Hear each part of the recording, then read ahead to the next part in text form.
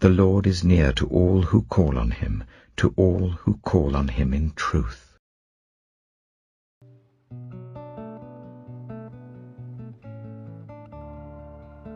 Job chapter 14. Mortals, born of woman, are of few days and full of trouble.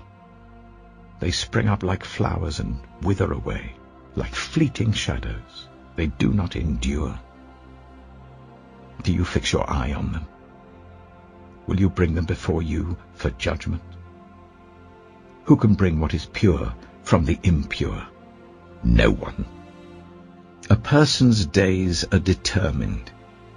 You have decreed the number of his months, and have set limits he cannot exceed. So look away from him and let him alone, till he has put in his time like a hired laborer. At least there is hope for a tree. If it is cut down, it will sprout again, and its new shoots will not fail. Its roots may grow old in the ground, and its stump die in the soil, yet at the scent of water it will bud, and put forth shoots like a plant. But a man dies, and is laid low.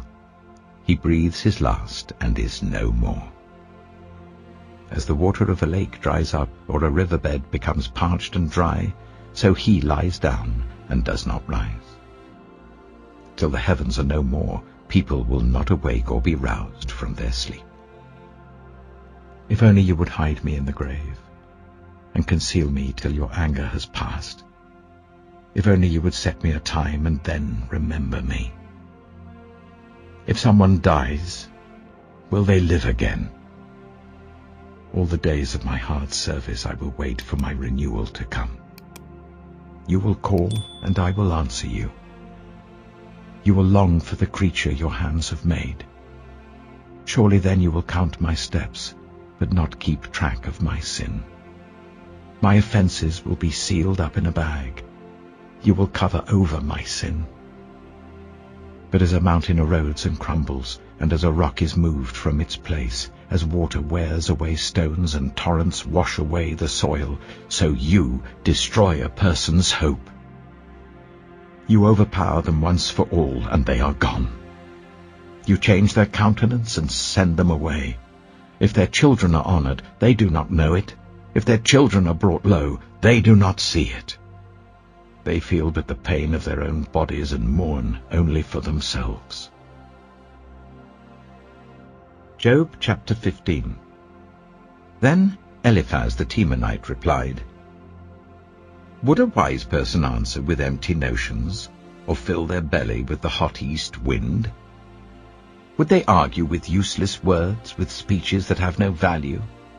But you even undermine piety and hinder devotion to God. Your sin prompts your mouth.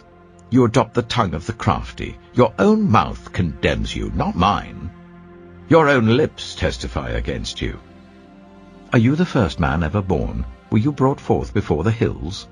Do you listen in on God's counsel? Do you have a monopoly on wisdom? What do you know that we do not know? What insights do you have that we do not have? The gray-haired and the aged are on our side, men even older than your father. Are God's consolations not enough for you, words spoken gently to you? Why has your heart carried you away, and why do your eyes flash, so that you vent your rage against God and pour out such words from your mouth? What are mortals, that they could be pure? Or those born of woman, that they could be righteous? If God places no trust in his holy ones, if even the heavens are not pure in his eyes, how much less mortals, who are vile and corrupt, who drink up evil like water? Listen to me, and I will explain to you. Let me tell you what I have seen, what the wise have declared, hiding nothing received from their ancestors, to whom alone the land was given when no foreigners moved among them. All his days the wicked man suffers torment, the ruthless man, through all the years stored up for him. Terrifying sounds fill his ears. When all seems well, marauders attack him. He despairs of escaping the realm of darkness. He is marked for the sword. He wanders about for food like a vulture. He knows the day of darkness is at hand. Distress and anguish fill him with terror.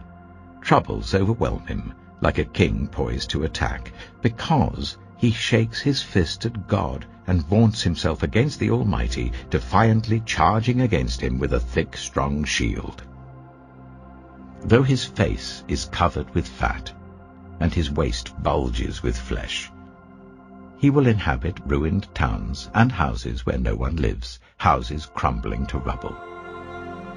He will no longer be rich, and his wealth will not endure, nor will his possessions spread over the land. He will not escape the darkness. A flame will wither his shoots, and the breath of God's mouth will carry him away. Let him not deceive himself by trusting what is worthless, for he will get nothing in return. Before his time he will wither, and his branches will not flourish. He will be like a vine stripped of its unripe grapes, like an olive tree shedding its blossoms. For the company of the godless will be barren, and fire will consume the tents of those who love bribes. They conceive trouble and give birth to evil. Their womb fashions deceit. Job chapter 16. Then Job replied, I have heard many things like these. You're miserable comforters, all of you. Will your long-winded speeches never end? What ails you that you keep on arguing? I also could speak like you if you were in my place. I could make fine speeches against you and shake my head at you. But my mouth would encourage you. Comfort from my lips would bring you relief. Yet if I speak, my pain is not relieved, and if I refrain, it does not go away. Surely, God, you have worn me out. You have devastated my entire household.